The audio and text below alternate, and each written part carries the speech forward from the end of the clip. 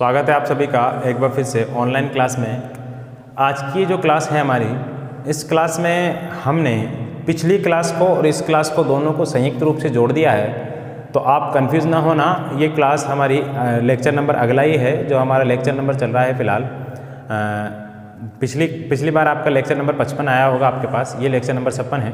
तो इसमें 55 और 56 दोनों को ऐड कर दिया है मैंने, ताकि आप चारों समीरों को एक साथ अच्छी तरीके से समझ सके। तो ठीक है, इसमें कल का ये आया है, इसके बाद जस्ट ये देखिए आपको कल का शुरू हो गया है, फिर इसके बाद आपका शुरू हो जाएगा आज का चैप्टर। ठीक है, तो आज की क्लास के बारे में इतना ही है, कन्फ्यूज ना होना, दोनों क्लासों को मैंने एक साथ जोड़ दिया है। ठीक है, आज स्थानीय पवनों को पढ़ेंगे।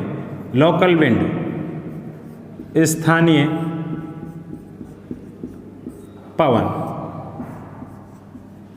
Local winds. ठीक है, देखिए स्थानीय पवन किसको बोलते हैं? स्थायी पवन तो उसको बोलते हैं जो अनवरत रूप से किसी एक स्थान पर चलती है, उसके ऊपर दूसरा कोई नियम लागू नहीं होता, वो हमेशा चलती है और हमेशा चलती रहेगी। व्यापारिक पवनें होती है, डोलड्रम पवनें होती है, पछवा और ध्रुवीय। इस प्रकार की जो पवनें होती है वो स्थायी पवनों के अंतर्गत गिनी जाती है। आज हम स्थानीय पवनों को पढ़ेंगे। तो स्थानीय पवनें किसको कहते हैं? स्थानीय पवनें कहते हैं ऐसी पवनें जो किसी स्थान पर, किसी स्थान विशेष पर विशेष गुणों वाली पवनें जो होती है उनको क्या कहते हैं? उनको कहते हैं स्थानीय पवनें। किसी स्थान विशेष पर चलने वाली विशेष गुणों वाली पवनों को स्थानीय पवनों के नाम से जाना जाता है।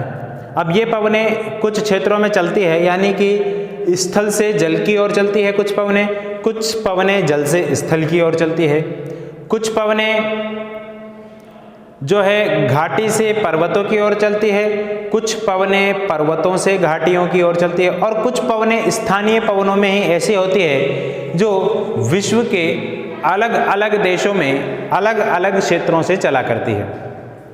ठीक है, विश्व के अलग अलग क्षेत्रों से अलग अलग देशों में चला करती है, पर्वतों के सहारे चला करती है, पर्वतों के सहारे नहीं तो नदियों के सहारे चला करती है, मरुस्थलों की तरफ से आती है, शीत मरुस्थलों की तरफ से आती है।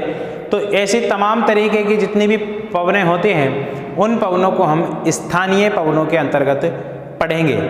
फिर हम मानसूनी पवनों को पढ़ेंगे, जो मौसम के अनुसार परिवर्तित कर लेती है अपनी दिशाओं को। इन सभी पवनों को हम पढ़ेंगे। फिलहाल आज हम पढ़ेंगे स्थानीय पवनों को। ठीक है, तो स्थानीय पवनों के अंतर्गत हम लिखेंगे किसी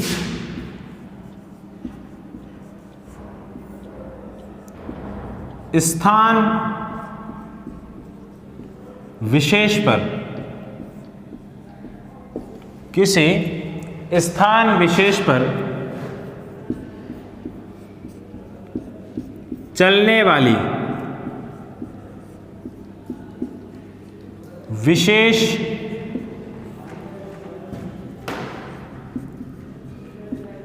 गुणों वाली पवनों को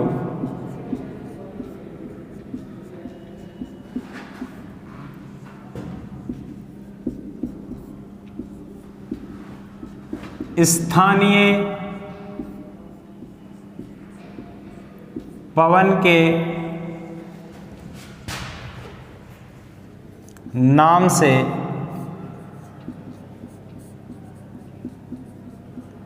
जाना जाता है। स्थानीय पवन के नाम से जाना जाता है। यह पवनें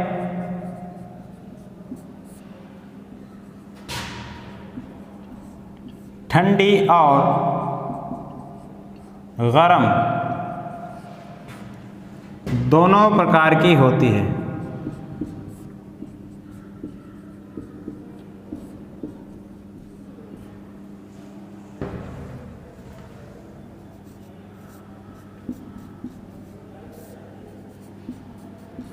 ठीक है, किसी स्थान विशेष पर चलने वाली विशेष गुणों वाली पवनें स्थानीय पवन कहलाती है। और ये पवनें कैसी होती है भाई? ठंडी और गर्म दोनों प्रकार की होती है। इसको हम लिख लेंगे। फिर इसके बाद लिखेंगे कुछ पवनों के, स्थानीय पवनों के कुछ प्रकार है। उन प्रकारों को हम लिखेंगे कि कौन कौन सी पवनें कैसे कैसे चलती है, और उनके चित्रों के माध्यम से, डायग्राम्स के माध्यम से हम उनको समझने की कोशिश करेंगे। ठीक है, तो इसको लिख लिया होगा आपने, इसको मिटा देता हूं।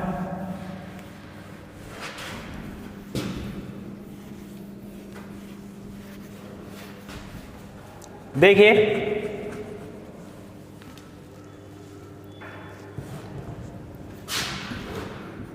नंबर 1 करके लिखेंगे हम जलीय समीर।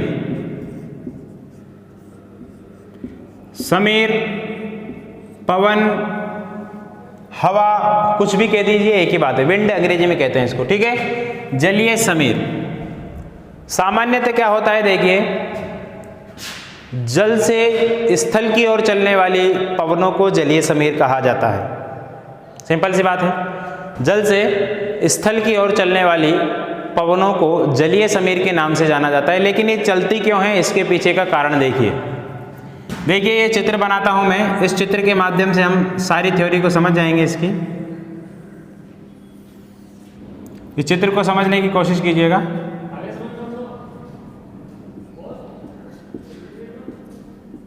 ये देखिए, ये मान लीजिए सूरज है, इट मीन क्या है, दिन का समय है। ठीक है, क्या है, दिन का समय है, और दिन के समय में सामान्यतः क्या होता है, सूर्य ताप मिलता है, जिससे पृथ्वी यानी कि स्थल गर्म होता है। तो देखिए, ये एक क्षेत्र है,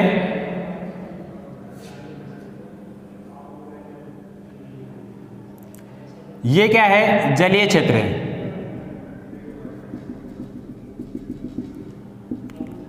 क्या है ये, जलीय क्षेत्र। और ये वाला जो क्षेत्र आपको दिखाई दे रहा है, ये स्थलीय क्षेत्र है।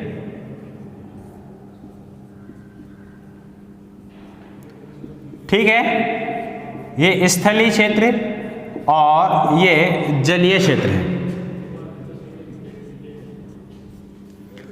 अब हमने एक जगह पढ़ा था कि जल और स्थल, इन दोनों में एक खासियत पाई जाती है। वो खासियत क्या होती है कि सूर्य के तापमान के कारण स्थल तो जल्दी से गर्म हो जाता है, लेकिन जल धीरे धीरे गर्म होता है। ठीक है, स्थल तो जल्दी से गर्म हो जाता है और जल्दी से ठंडा भी होने के गुण पाया जाता है इसमें, लेकिन जल जो है धीरे धीरे गर्म होता है, धीरे धीरे ठंडा होता है।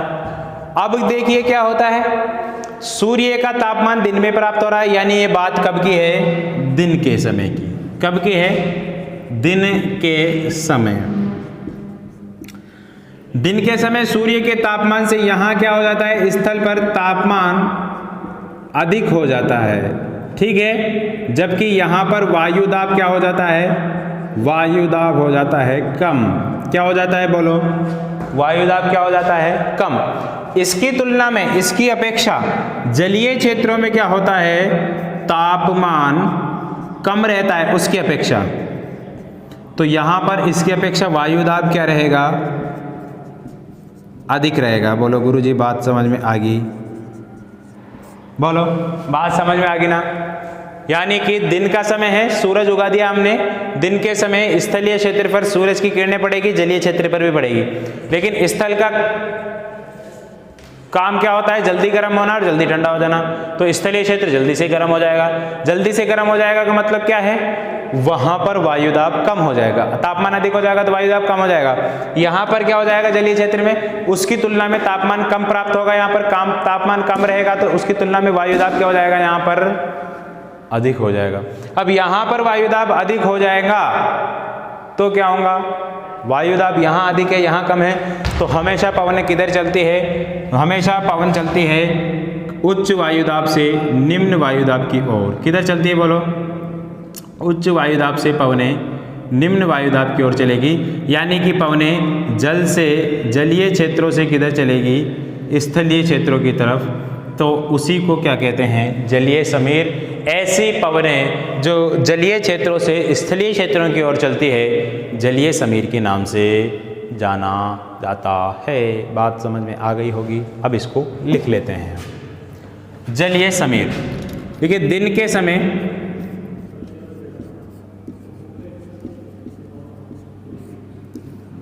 सूर्य के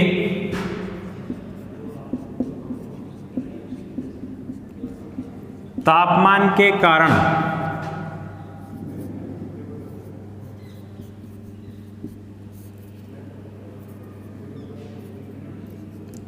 स्थलीय क्षेत्र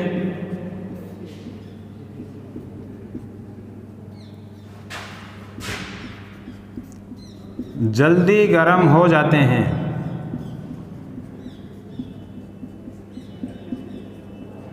जबकि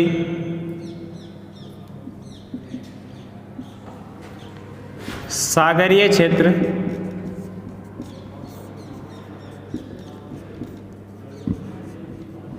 धीरे धीरे गर्म होते हैं।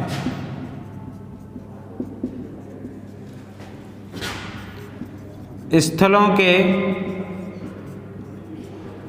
जल्दी गर्म हो जाने के कारण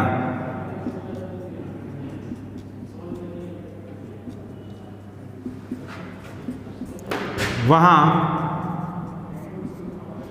वायु दाब कम हो जाता है, जबकि जलीय क्षेत्रों का वायु दाब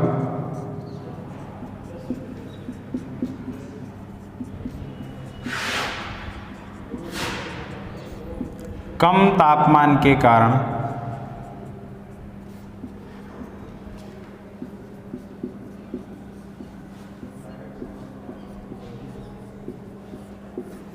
कम तापमान के कारण अधिक हो जाता है।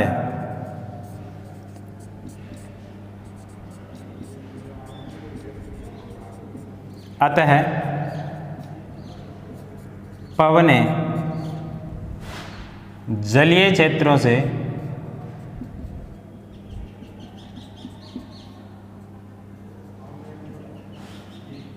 स्थल की ओर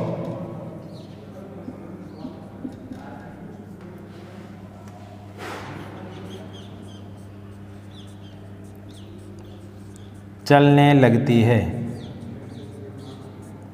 ऐसी पवनों को ही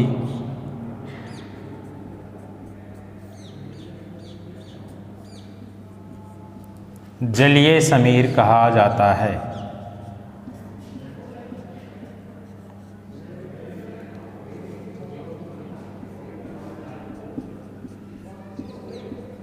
ऐसी पवनों को ही क्या कहा जाता है? जलीय समीर कहा जाता है। लिख लीजिए, इसको लिख लीजिए। चित्र भी बना सकते हैं, चित्र भी बना लीजिए।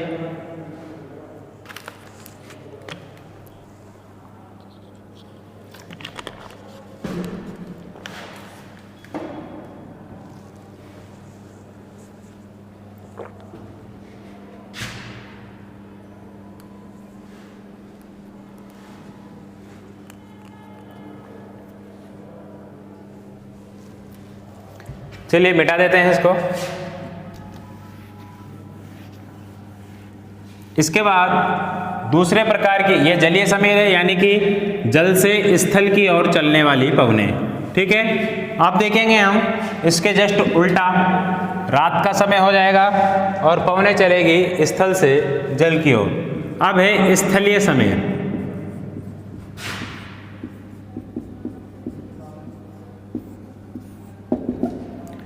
देखिए वही डायग्राम समझिए इसको दोबारा। यहां पर दिन का समय नहीं है, यहां पर समय किसका है? रात्रि का। ठीक है, रात का समय है, दिन का समय नहीं है।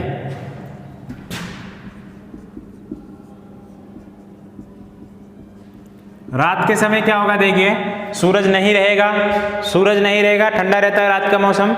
तो जलीय क्षेत्र जो है वो जलीय क्षेत्र का तापमान क्या हो जाएगा? अधिक हो जाएगा। कैसे होगा?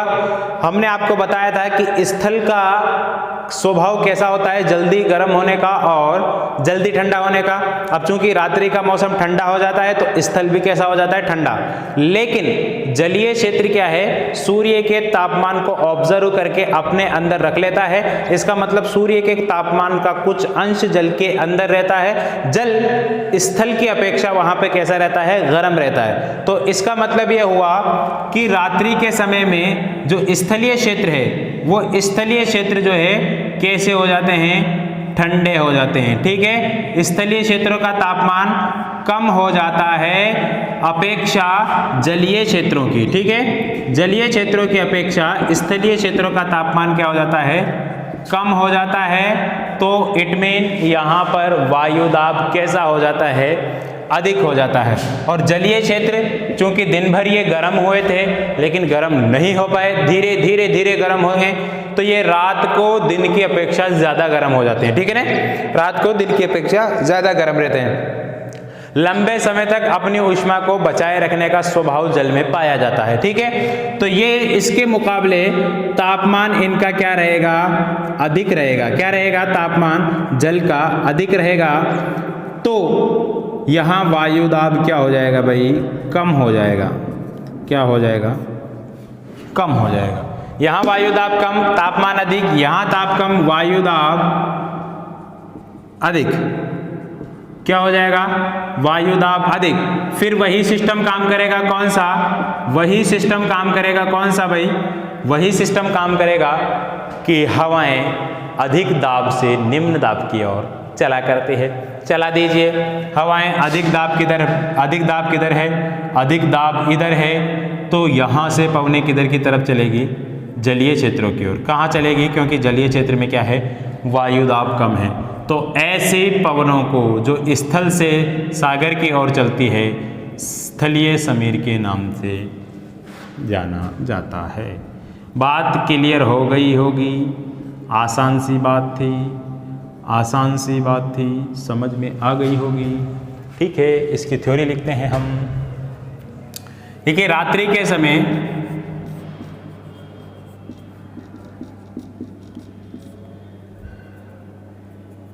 स्थलीय क्षेत्र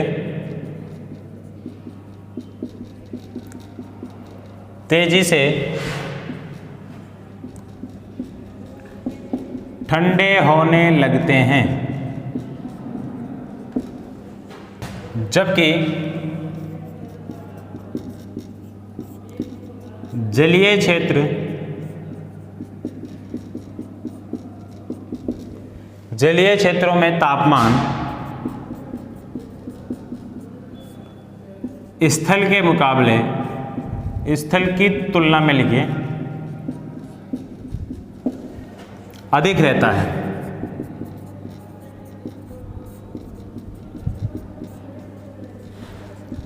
अर्थात स्थलीय क्षेत्रों का कम तापमान के कारण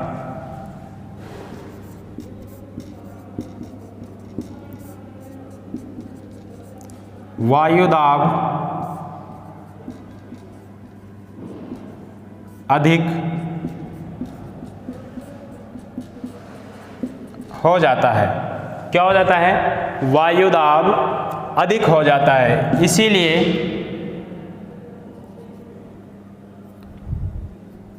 इसीलिए रात्रि के समय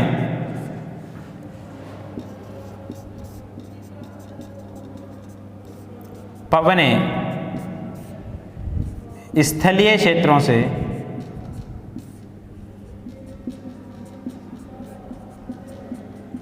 जलीय क्षेत्रों की ओर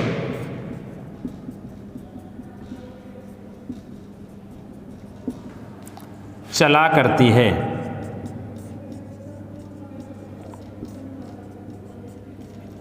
ऐसी पवनों को ही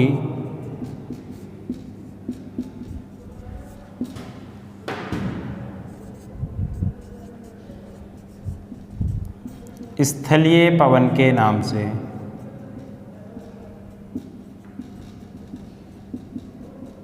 जाना जाता है। आज की इस कक्षा में हम तीसरे प्रकार के और चौथे प्रकार की पवन पढ़ेंगे, तो उनको कहते हैं, हम पढ़ रहे हैं पवनों का वर्गीकरण। ठीक है, आज की इस कक्षा में जो देखेंगे हम, वो देखेंगे हम पर्वतीय समीर को।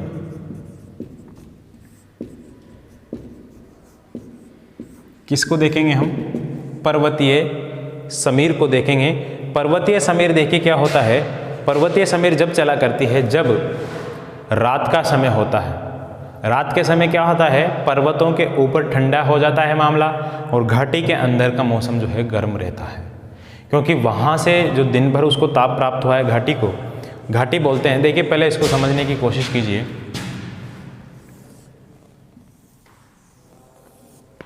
इसको समझने की कोशिश कीजिए। ये मान लीजिए कोई पर्वत श्रेणी है, ये पर्वत श्रेणी है, इसके बीच में यहाँ पर ये घाटी पाई जाती है, फिर ये पर्वत श्रेणी है, ये घाटी है।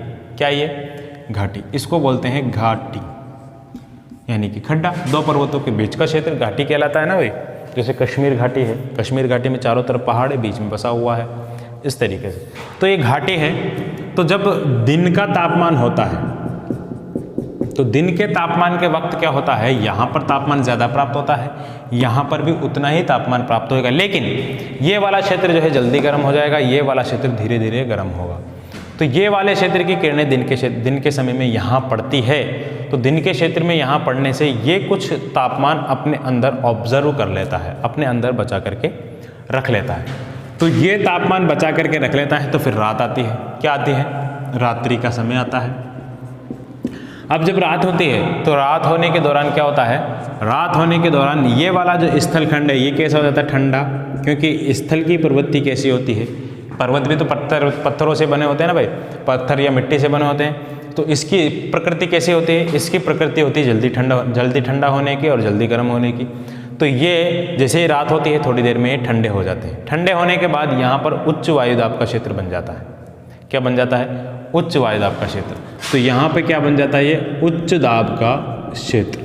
क्या बन जाता है, उच्च दाब। रात्रि के समय पर्वतों के ऊपरी जो खंड है, ऊपरी जो भाग है, वो ठंडे हो जाते हैं। ठंडे होने की वजह से वहाँ वायुदाब अधिक हो जाता है। मैंने आपको बताया था जहाँ जहाँ वायुदाब कम होगा, वहाँ वायुदाब, जहाँ जहाँ तापमान कम होगा, वहाँ वायुदाब अधिक होगा, और जहाँ जहाँ तापमान अधिक होगा, वहाँ वायुदाब कम हो जाएगा। ये श्योर बात है, ठीक है। तो यहाँ का तापमान कम हो गया, यानी कि वायुदाब यहाँ पर अधिक हो गया। तापमान यहाँ पर कम हो गया, तो वायुदाब क्या हो गया, अधिक हो गया। जबकि इसकी तुलना में ये वाला जो क्षेत्र, घाटी वाला क्षेत्र, यहाँ का तापमान अधिक रहता है। क्या रहता है, तापमान क्या रहता है यहाँ का, अधिक। और यहाँ का वायुदाब कैसा हो जाता है, वायुदाब यहाँ का हो जाता है कम। सिंपल है। तो यहाँ का वायुदाब कम हो जाता है, यहाँ का वायुदाब अधिक रहता है, यहाँ का तापमान कम हो जाता है, यहाँ का तापमान अधिक रहता है। तो क्या होता है, पवनों के चलने का एक क्रम होता है, मैंने आपको बता दिया। उसको पल्ले के गांठ बांध करके रख लेना, बात को हमेशा याद रखना है। वेरी मोस्ट इंपॉर्टेंट बात है वो बात क्या है, वो बात यही है कि हवाएं हमेशा उच्च दाब से निम्न दाब की ओर बहती है। पवन हमेशा उच्च दाब से निम्न दाब की ओर चला करती है। तो पवन ये उच्च दाब है, और वो उच्च दाब से किधर की तरफ चलेगी, निम्न दाब की ओर। तो पवन जो पर्वत से घाटी की ओर चल रही है, तो ऐसी पवनों को ही क्या कहते हैं, पर्वतीय समीर या पर्वतीय पवन के नाम से जाना जाता है। ऐसा कब होता है, ऐसा होता है रात के समय में। दिन के समय में जस्ट इसके उल्टा होगा मामला। दिन के समय वाली बात भी हम पढ़ेंगे, पहले पर्वतीय समीर को पढ़ लेते हैं हम, ठीक है। इसको लिख लेते हैं, देखिए सामान्यतः पर्वतीय क्षेत्रों से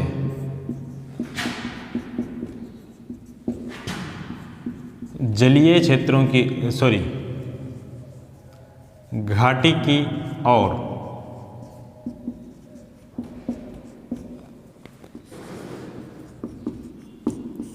चलने वाली पवनों को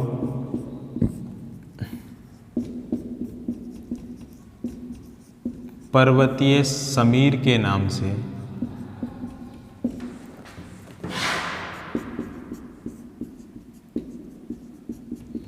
जाना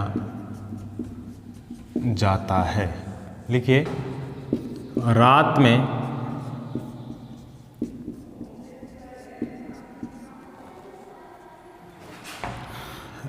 लिखिए, रात के समय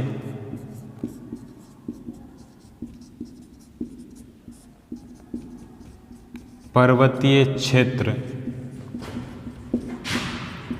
ठंडे होने के कारण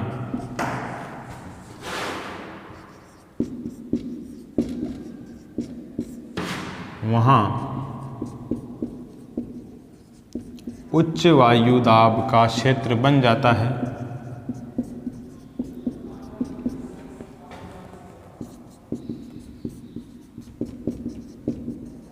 उच्च वायु दाब का क्षेत्र बन जाता है, जबकि घाटियों में निम्न दाब का क्षेत्र, निम्न दाब का क्षेत्र बनता है। अतः पवनें उच्च दाब से निम्न दाब की ओर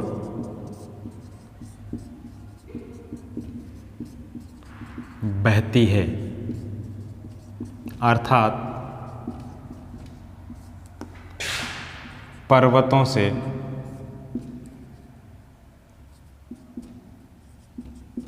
घाटी की ओर चलती है। इन्हीं को क्या कहते हैं? इन्हीं पवनों को, ऐसी पवनों को ही क्या कहा जाता है? ऐसी पवनों को ही कहा जाता है पर्वतीय समीर। इसके आगे लिख सकते हैं, ऐसी पवनों को ही, यहाँ नहीं लिख सकते, इसको दिख नहीं रहा होगा आपको, इसके बाद लिख लीजिएगा आप, ऐसी पवनों को ही पर्वतीय समीर के नाम से जाना जाता है।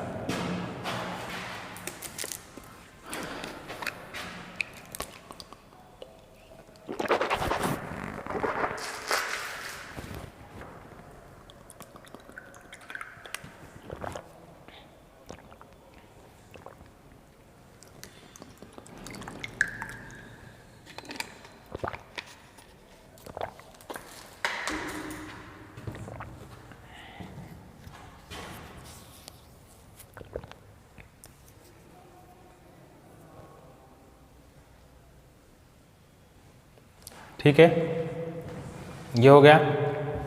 इसके बाद हम देखते हैं दूसरे प्रकार के पवन। दूसरे प्रकार के पवन कौन सी है?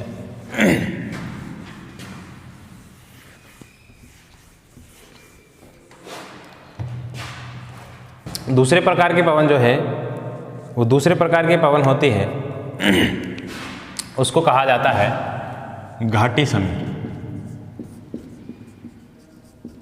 उसको क्या कहा जाता है? घाटी समीर। घाटी समीर के अंतर्गत क्या होता है? दिन के समय में, समझना इसको भी, ये दिन का समय है, सूर्य का तापमान निकल रहा है, ये पर्वतीय क्षेत्र है और ये घाटी वाला क्षेत्र है। ये क्या है? ये घाटी है और ये पर्वतीय क्षेत्र है। दिन के समय में क्या होता है? यहाँ पर तापमान अधिक हो जाता है, होगा नहीं होगा, क्योंकि ये ऊपर वाला क्षेत्र है तो यहाँ पर सूर्य की किरणें जल्दी ज़्यादा पड़ेगी और तापमान अधिक हो जाएगा तो दाब कैसा हो जाएगा? कम। जबकि यहाँ पर तापमान उसके मुकाबले में कम रहेगा, तापमान कम रहेगा तो वायु दाब अधिक हो जाएगा। ठीक है, वायु दाब कैसा हो जाएगा? अधिक। जब वायु दाब यहाँ पर अधिक हो जाएगा तो हवाएं किधर से किधर चलेगी? इस तरीके से चला करेगी। हवाएं किस तरफ चलेगी? इस तरीके से। तो इस तरीके से जो हवाएं चलेगी तो इनको घाटी की तरफ से पर्वत की तरफ चलेगी तो इनको घाटी समीर के नाम से जाना जाता है। ये पर्वत है, ठीक है, और ये घाटी क्षेत्र है। इस तरीके से इसको बना सकते हैं। इसमें लिख सकते हैं कि दिन के समय सूर्य के तापमान के कारण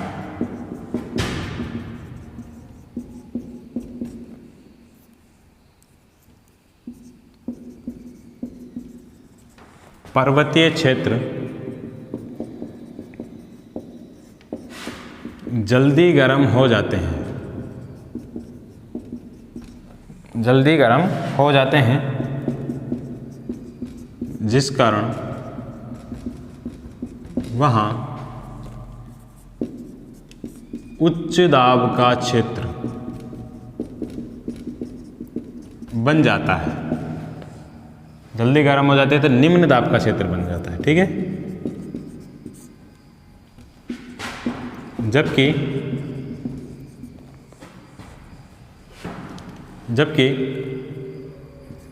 घाटी वाले क्षेत्र में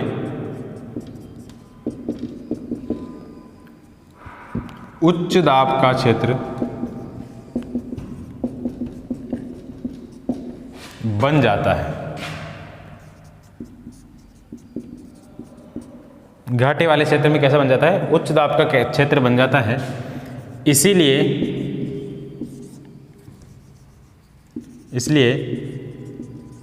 पवनें घाटी से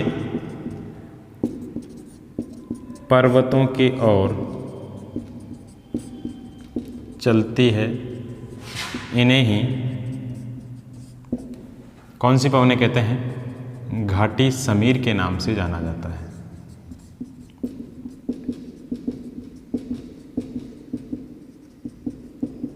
किस नाम जाना जाता है? घाटी समीर के नाम से जाना जाता है। ये लिख लीजिए आप, इसका स्क्रीनशॉट ले सकते हैं। बहुत इंपॉर्टेंट चीज़ है ये, ठीक है। यहाँ पे उच्च दाब निम्न दाब ये समझने की चीज़ है, इसको आपको उम्मीद है समझ में आ गई होगी। आज की क्लास में सिर्फ इतना ही है। मिलेंगे कल आपके फिर दूसरी क्लास के अंतर्गत, जिसमें हम कुछ और पवनों के बारे में बात करेंगे। चिनोक पवन कौन सी होती है, फान पवन कौन सी होती है, लू कहाँ चलती है, ये सारी चीज़ों के बारे में हम अगली कक्षा में अध्ययन करेंगे। आज की क्लास में फिलहाल इतना ही। मिलेंगे आपसे कल, तब तक के लिए मुझे दीजिए इजाज़त। नमस्कार।